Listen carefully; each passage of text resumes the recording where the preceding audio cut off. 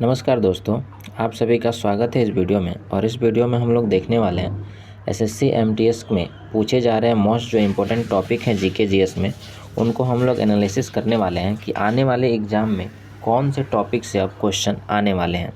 तो चलिए हम लोग सब्जेक्ट वाइज क्वेश्चंस देख लेते हैं, सब्जेक्ट वाइज टॉपिक देख लेते हैं कि कौन से टॉपिक से अब आने वाले शिफ्टों में क्वेश्चन पूछे जाएंगे और सबसे ज़्यादा टॉपिक किस टॉपिक से क्वेश्चन पूछे जा रहे हैं, जिससे आने वाले जो शिफ्ट जो एग्ज़ाम देने वाले बच्चे हैं उनके लिए सबसे ज़्यादा उपयोगी होगा। और अगर आप यही सब पढ़ के चले जाते हैं तो आपका जीके जीएस का जो क्वेश्चन होगा वो बहुत कम छूटेगा, यानी कि लगभग आप 20-22 तक कर पाएंगे। तो चलिए देर न करते हुए वीडियो को शुरू करते हैं। यदि आप चैनल पर नए हैं तो आप चैनल को सब्सक्राइब कर दीजिएगा और वीडियो पसंद आए तो वीडियो को लाइक कर दीजिएगा। पहला देखिए, हम लोग देखते हैं पहले प्राचीन इतिहास यानी कि एंशिएंट हिस्ट्री देख लेते हैं। तो एंशिएंट हिस्ट्री में आपको पढ़ के जाना है हड़प्पा सभ्यता। हड़प्पा सभ्यता से अभी बहुत कम क्वेश्चन आए हैं, तो लास्ट शिफ्टों में हो सकता है कि इससे क्वेश्चन पूछा जाए हड़प्पा सभ्यता से। उसके बाद इसमें आपको कौन से प्लेस कहाँ पे हैं इनको देख लेना है। साथ में उसके बाद हमें देखना है महाजनपद। महाजनपद से एक पिछले शिफ्टों में दो या शिफ्टों में क्वेश्चन पूछे गए थे जिसमें राजधानी वगैरह पूछा गया था। तो अभी इसके बाद रिपीट होने की संभावना इसकी ज़्यादा है महाजनपद की, तो महाजनपद को भी आपको देख के जाना है। आगे है मौर्य वंश और स्थापत्य और शिलालेख। शिलालेख से अभी क्वेश्चन नहीं आया हुआ है, तो शिलालेख से क्वेश्चन आ सकता है। उसके बाद मौर्य वंश में आपको देखना है कि स्थापत्य क्या था, मौर्य वंश के द्वारा क्या क्या चीज़ें बनवाई गई हैं। मौर्य वंश से आपको यही सब देख के जाना है। और साथ में मौर्य वंश से जो प्रसिद्ध युद्ध हो गए हैं वो देख के जाना है। अशोक के बारे में पढ़ के जाना है, चंद्रगुप्त के बारे में पढ़ के जाना है, और अशोक के द्वारा जो शिलालेख हैं उसे आपको देख के जाना है। उसके बाद आगे हमें देखना है गुप्त वंश। गुप्त वंश के द्वारा गुप्त वंश में ज़्यादा कुछ क्वेश्चन नहीं पूछा जाएगा, इसमें आपको संस्थापक देख लेना है और उसके बाद इनके द्वारा कुछ स्थापना ये आपका कुछ बनवाए गए थे मंदिर वगैरह, या फिर आप जैसे कि पिछले शिफ्ट में पूछा गया था विक्रमशिला विश्वविद्यालय के बारे में पूछा गया था कि किसके द्वारा बनाया गया था। तो ये आपका, चूँकि ये तो पाल वंश से गोपाल है, तो गुप्त वंश से संबंधित जो चीज़ें आप बनवाई गई हैं उसे आपको देख के जाना है।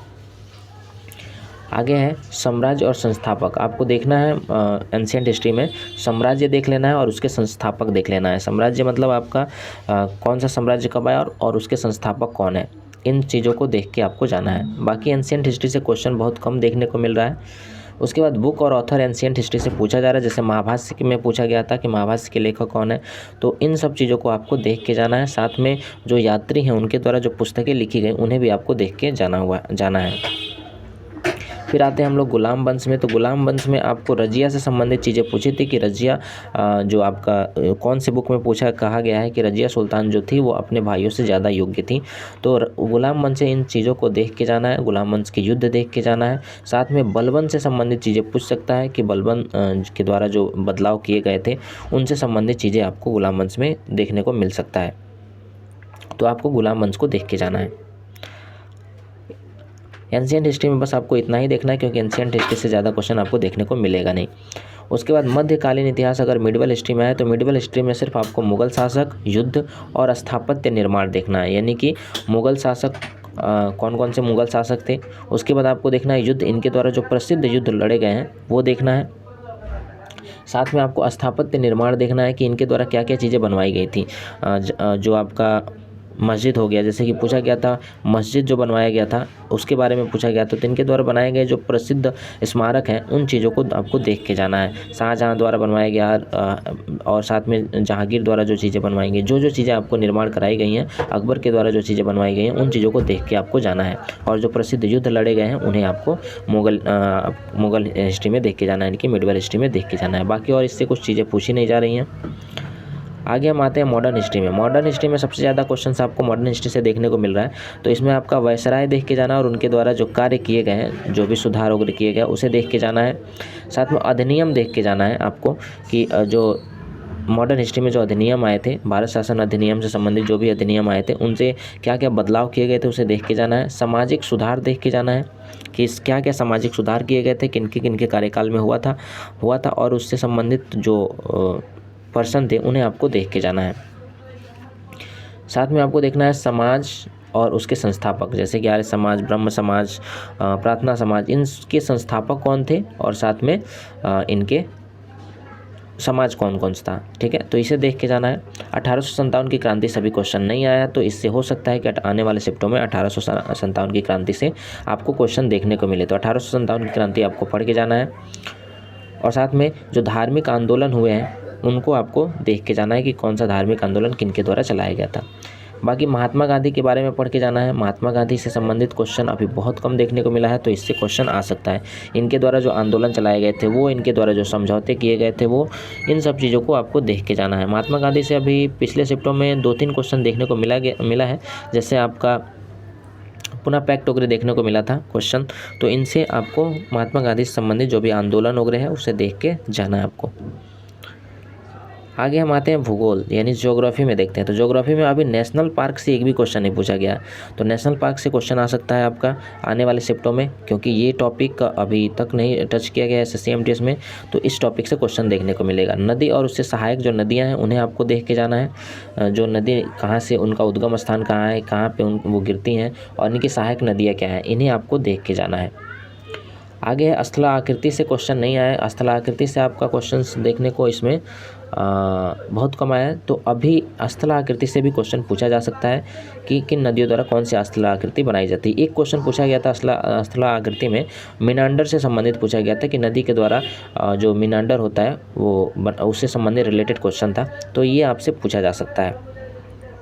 पृथ्वी की संरचना से एक क्वेश्चन आया था जिसमें आपका क्रोड मेंटल से संबंधित पूछा गया था, सियाल वाला क्वेश्चन था, ठीक है, तो ये आपको ये भी देख के जाना है। पृथ्वी की जो संरचना है इससे संबंधित चीज़ों को देख के जाना है। सौरमंडल से भी क्वेश्चन नहीं आया, तो सौरमंडल से भी आप एक बार देख लीजिएगा। चलिए आगे देखते हैं, अब पॉलिटी में देखते हैं। तो पॉलिटी में मौलिक अधिकार, अभी क्वेश्चन मौलिक अधिकार से 1-2 क्वेश्चन देखने को, पिछले शिफ्टों में एक क्वेश्चन देखने को मिला था जिसमें आपका वो 16 से 18 तक का अनुच्छेद के बस से संबंधित चीज़ें पूछा था। समानता का अधिकार से संबंधित चीज़ें शायद वो पूछा गया था मौलिक अधिकार में। तो आपको मौलिक अधिकार देख के जाना है, मौलिक कर्तव्य देख के जाना है, मौलिक कर्तव्य आपका किस संविधान संशोधन में जोड़ा गया, इन सब चीज़ों को देख के जाना है। मौलिक अधिकार कितने हैं, ठीक है, और उनको याद करके, पिछले शिफ्टों में मौलिक कर्तव्य से बहुत ज़्यादा क्वेश्चन आ रहे थे, तो मौलिक कर्तव्य में आपको ये देखना है कि कौन सा कर्तव्य आपका 11वां जो मौलिक कर्तव्य उसे पढ़ के जाना है। आगे क्वेश्चन है अनुसूची से देख के जाना है आपको। अनुसूची से क्वेश्चन पूछे जा रहे हैं, तो 12वां अनुसूची आपको पढ़ के जाना है।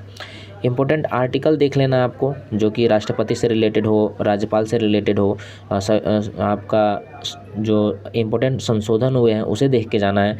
साथ में आपका संसद से, विधानसभा से, इन सब से संबंधित जो आर्टिकल्स हैं उन्हें देख के जाना है।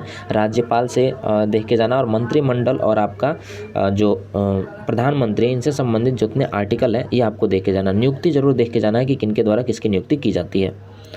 आगे कैग से संबंधित क्वेश्चन पूछे जा रहे हैं। कैग से संबंधित पूछा गया था कि इनको किस मेथड से द्वारा हटाया जाता है, इससे संबंधित क्वेश्चन पूछा गया था, तो कैग को आपको देख के जाना है। साथ में सुप्रीम कोर्ट और हाई कोर्ट, इनसे संबंधित जो भी क्वेश्चन है, जो भी आर्टिकल्स हैं, उन्हें देख के जाना है। बाकी और आपको बता दिया है कि संसद से संबंधित, विधानसभा और इनसे रिलेटेड जो आर्टिकल है ये आपको पढ़ के जाना है पॉलिटी में। आगे हम आते हैं स्टैटिक्स में। तो स्टैटिक्स में आपको 2011 की जनगणना तो ज़रूर देख के जाना है, क्योंकि 2011 की जनगणना से लगातार क्वेश्चन पूछे जा रहे हैं, जिसमें आपका कभी एजुकेशन रेट पूछ लिया जा रहा है, मतलब कितना आपका एजुकेशन रेट था पूरे वर्ल्ड में, बिहार से संबंधित पूछ लिया जा रहा है, या फिर सबसे पिछड़ा जो राज्य था, जो कि मतलब शिक्षा के मामले में सबसे पिछड़ा राज्य कौन था, सबसे ज़्यादा आपका कहें तो लिटरेसी रेट किस स्टेट का है, इनसे संबंधित चीज़ें पूछी जा रही हैं। साथ में फर्टिलिटी रेट पूछा जा रहा है, उसके बाद आप ग्रोथ रेट पूछा जा रहा है। ये सब चीज़ें आपको 2011 की जनगणना से पूछी जा रही है, तो इसे आपको देख के जाना है बढ़िया से। आगे शास्त्रीय नृत्य के कलाकार और पुरस्कार, ये तो एसएससी का फेवरेट टॉपिक है, नृत्य और कलाकार।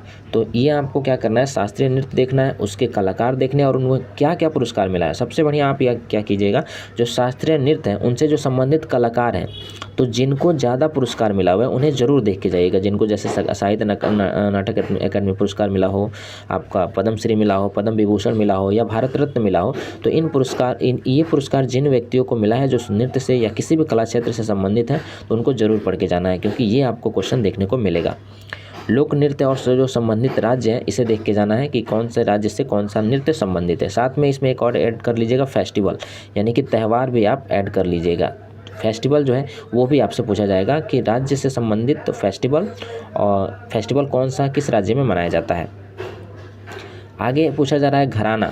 घराना से अभी क्वेश्चन कम हुआ है, तो घराना पूछना देखना है और उसके संस्थापक और संबंधित जो कलाकार हैं, यानी घराना के संस्थापक कौन है और उसके संबंधित कलाकार कौन से हैं, ये आपको देख के जाना है। इसमें भी आपको उन्हीं कलाकारों को देखना है जिनको पुरस्कार मिला हुआ है। आगे देखते हैं हम लोग वाद्य यंत्र। वाद्य यंत्र और उससे संबंधित जो कलाकार हैं उसे भी देखना है, उनको कौन से पुरस्कार मिले हैं उन्हें देखना है। ज़्यादातर जिन्हें पुरस्कार मिला है उन्हीं कलाकारों को आपको टच करना है। उसके बाद बुक और ऑथर देखना है कि कौन से किताब वर्तमान समय में कौन सी किताब किनके द्वारा लिखा गया है, जैसे कि मुल्कराज आनंद के द्वारा कौन सी किताबें लिखी गई हैं, अरुंधति राय के द्वारा कौन सी किताब लिखी गई हैं। ऐसे इन सभी को देखना है, इन सभी को आपको पुस्तक वगैरह इनके देख लेना है। तो ये टॉपिक्स थे जो आने वाले एग्ज़ाम के लिए एकदम एग्ज़ाम में इनसे क्वेश्चन आना एकदम फिक्स है। तो आप सभी इन टॉपिक्स को एक बार देख के जाइएगा, जिससे आपको जिनका भी आने वाले 2-3 दिन में जो इनका भी एग्ज़ाम है उनके लिए एग्ज़ाम जो जीके जीएस का क्वेश्चन होगा वो काफ़ी अच्छा जाएगा और काफ़ी उनको हेल्पफुल होगा इन टॉपिक को अगर वो पढ़ के जाते हैं तो चलिए फिर हम लोग आगे देखेंगे आगे कैसा पैटर्न रहता है एसएससी का, उस हिसाब से फिर से हम लोग टॉपिक को डिस्कस करेंगे। तो चलिए मिलते हैं फिर अगले वीडियो में।